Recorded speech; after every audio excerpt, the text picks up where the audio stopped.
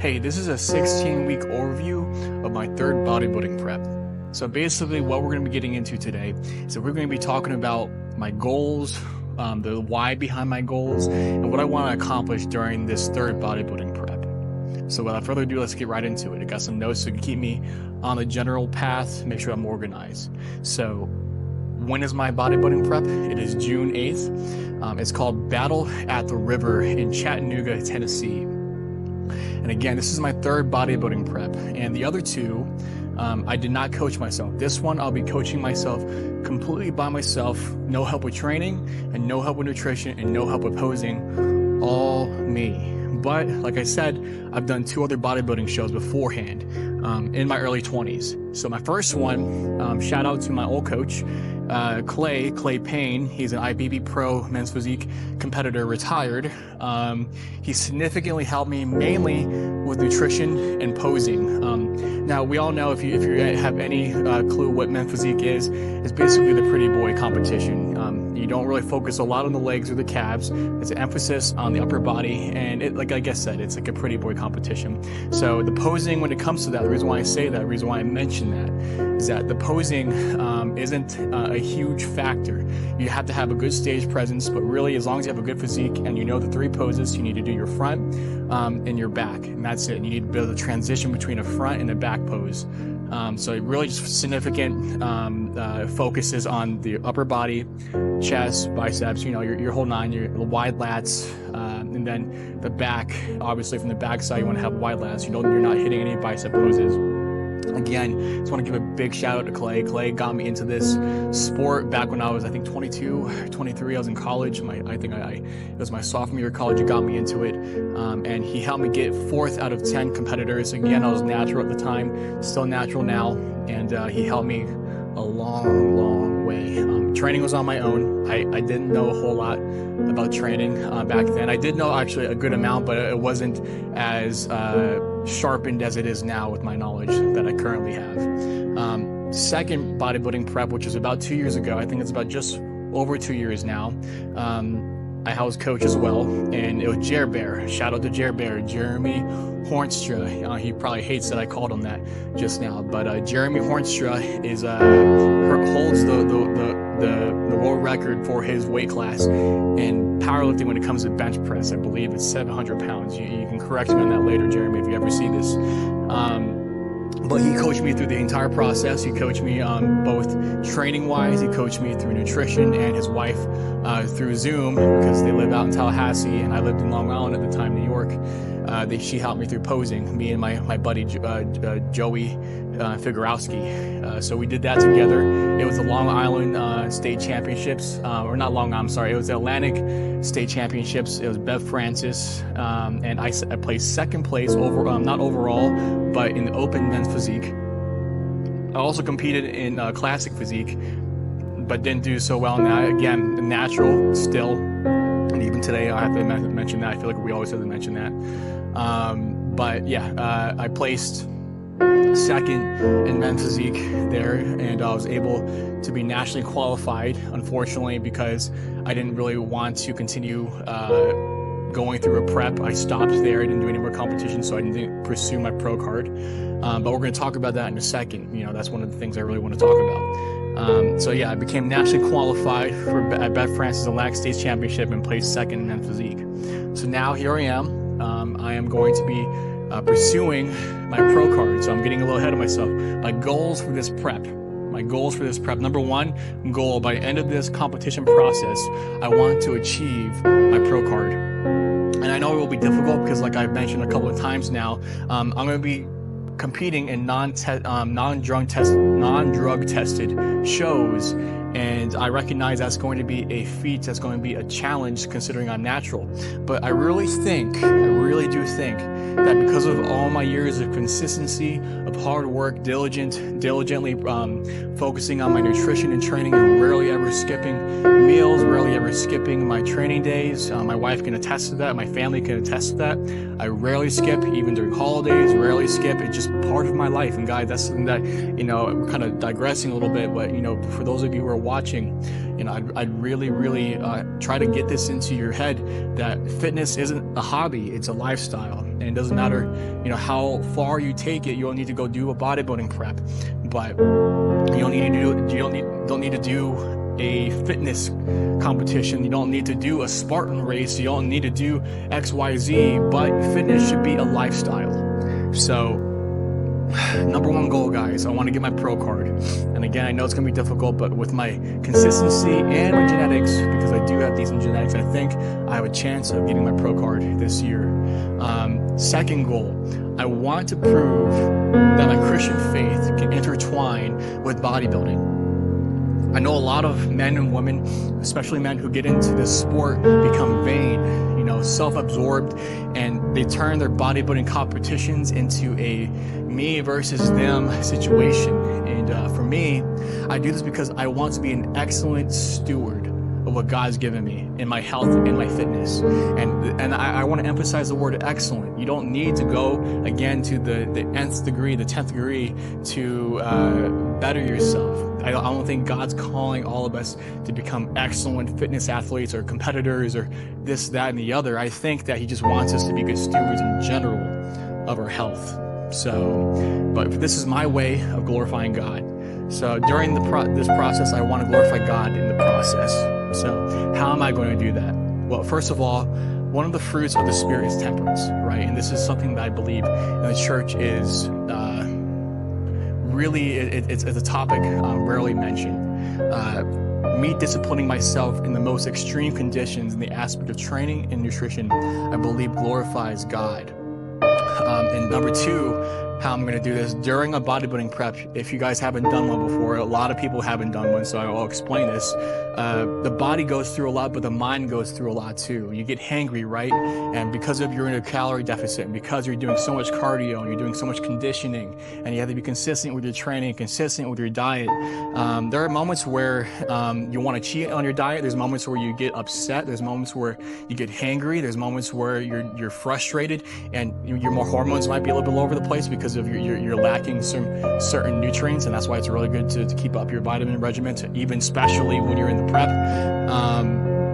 But during these moments where I'm going through these things, I want to focus on prayer. I want to focus on keeping my focus on the Lord when I'm being tested during these times. Very much like fasting. And I don't want to say that the bodybuilding prep is is the equivalent to fasting for spiritual reasons, but you can make it. And you can turn this in a way to glorify God by when those moments come where you're frustrated and stressed out, that you can focus on God and get into the Word. And even if you don't focus on the spiritual aspect, even just like the mental disciplining aspect of maybe just reading a book or just calming yourself down. So I really do think that during those moments where I know that this is going to happen, I'm going to get emotionally drained easily due to the low energy, that I'm not consuming a lot of calories. During these moments, I can just lash out, and instead I can just pursue God and quote scripture, meditate on scripture, and pray. So as far as physique goals, I know I've talked a lot on before the show and my goals, but those are general goals. My physique goals during this prep. So my first physique goal is that I want to maintain size. So the last time I became nationally qualified, got second place in men's physique, which was very hard, by the way. It was very stacked competition. Everyone was pretty much juicing for the most part. I'm pretty sure everyone was. You can tell, we can tell, because it's the density, it's the size that men are able to hold on when they are enhanced.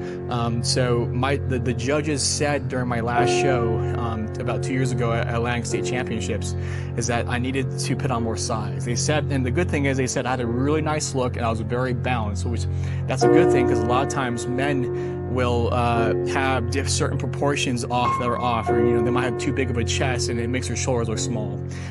The whole point of bodybuilding, it depends on the judge, obviously, right? Some judges have different opinions, but for the most part, we all are attracted. We all think that this certain look looks attractive to V taper, right? The wide shoulders, the wide lats, skinny waist, big arms, right? Nice conditioned core. So they basically said I had the package, you just need to bring it out a little bit more, need to make it bigger. So I've spent the last 2 years, that's why I haven't done another show in the last 2 years, because I am natural, it takes a long time to put on size. I can hope, and I can assume that I put on about 5 to 10 pounds more muscle, which is significant for a natural bodybuilder. I think with that and enough conditioning, I think I might have a chance. So that number one goal, again, is to maintain muscle mass. And maintain it while getting leaner, right? That's the whole point of a bodybuilding competition, is that you want to put on size and you want to get leaner. Goal number two, better posing and stage presence. Last show, I didn't start practicing posing until I believe I was 6 weeks out. I think I might even closer to that. I think it was about 4 weeks out. Shout out to Africa, my last show. He also helped me out, not just Jeremy, but I had a friend at my local gym in Long Island, Unique Fitness. Shout out to Unique Fitness, great gym if you're in Long Island, in the Suffolk County area. Give it a shot. They have, I believe, 3 locations, and all 3 locations are absolutely amazing.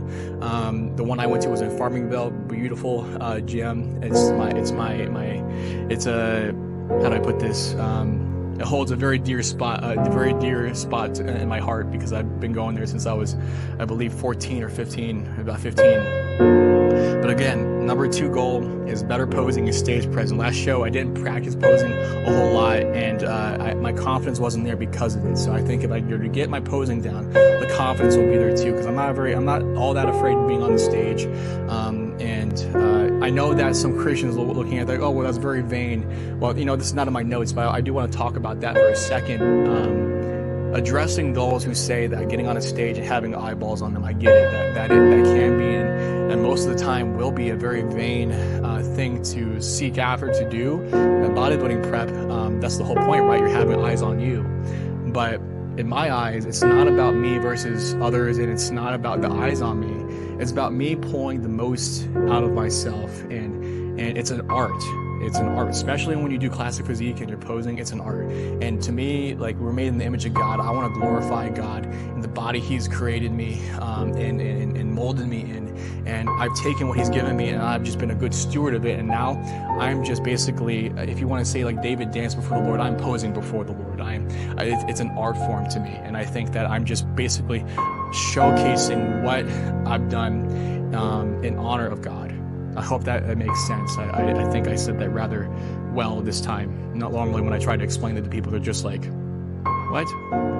But anyways, goal number 3. So along with posing, this kind of falls in line with posing, but I want to master my vacuum. So I don't even really have a vacuum right now, so it's going to be very hard. I'm going to have to practice morning and night, and I've done this with my past competitors that I've trained. But I need to practice my vacuum. Some people have a natural vacuum. You'll see those kids. You'll see those kids back when you're 6 or 8 years old and you're really skinny, and they're able to suck in their gut and they literally hit a vacuum without even thinking about it, because of their skinny. Again, they have small waist and they don't have a lot of muscle in the way. I need to practice that. For years, training under Jeremy Hornster. Before I trained with him for my bodybuilding prep, he was my powerlifting coach. I trained the exact opposite of what you should be doing for a vacuum. So a vacuum, you train your transversus abdominis, right? So it's the thin layer sheath under your rectus abdominis, and that's the superficial part that you see. The transversus you can't see; it's below the rectus abdominis, and essentially it's the sheath of muscle, the very thin layer that protects your organs, and it's also it brings in your diaphragm, it brings in your core, so it creates that hollow look that you've seen. Some people like it, some people don't. I think it looks so cool, to be honest. So that's that's my 3rd goal that I really want to make sure I focus on. So if I don't have it by let's say 5-6 weeks out from my show and it doesn't look so good, I'm just going to probably keep it on my routine, during my posing routine. And my final goal, guys, as far as just the overall development of my physique, I want to maintain my chest, I want to maintain my shoulders and my arms. Every time I do a prep, these are the 3 muscles that typically dwindle on me. They get smaller on me, and it's always my legs that can maintain size, because genetically I'm predisposed to having just really big legs. They hyper respond to my training sessions. So the way I'm going to do this is by getting the adequate amount of volume for my upper body, right? And by reducing volume for my legs. So this is what I do for my own clients. So say that you're a person that you grow a back really well, but your arms or maybe your chest is is a little bit smaller, I might give you a chest and back day and I might, pull back on the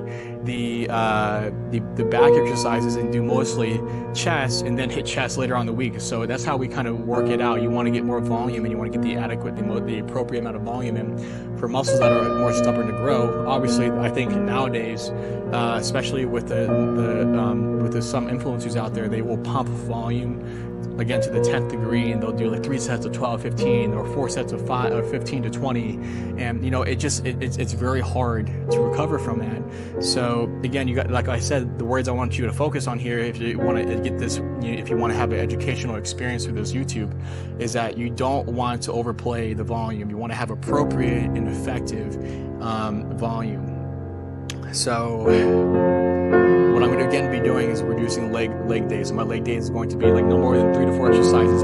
Again, they maintain the size, so I'm not worried. I'll hit a hamstring movement, a quad movement, and maybe a glute movement, and maybe a calf movement too. So maybe 4 exercises, which is not a lot of exercise compared to a lot of people's training programs. They'll do like 6 to 8 to 12 exercises or 3 sets of everything. So it ends up being like 32, 36 sets.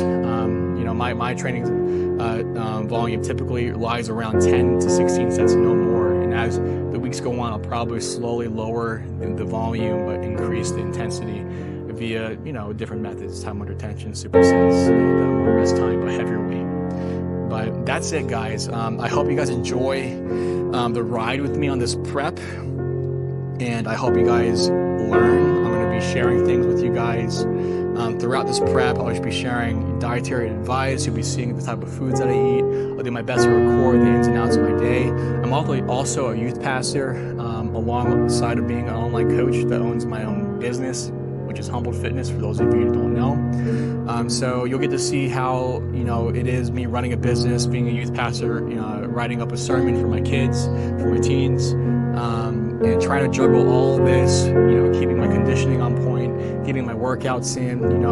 There's a lot of guys out there that say that they don't have time to be fit. And part of another reason why, I guess I'm going to add another additional goal, is that I want to prove to young men and men that are older than me, and in their 50s and 60s, being that I'm in my late 20s, I want to prove to you guys you can be in the middle of your career, or in the heat of your career. Maybe you're crushing your career and you're now making good money, but now a lot of your time is devoted to that said career. You can always make time for this, because again, if this isn't a hobby, this is a lifestyle. So with that being said, I hope you guys enjoy this process, this journey with me, and God bless.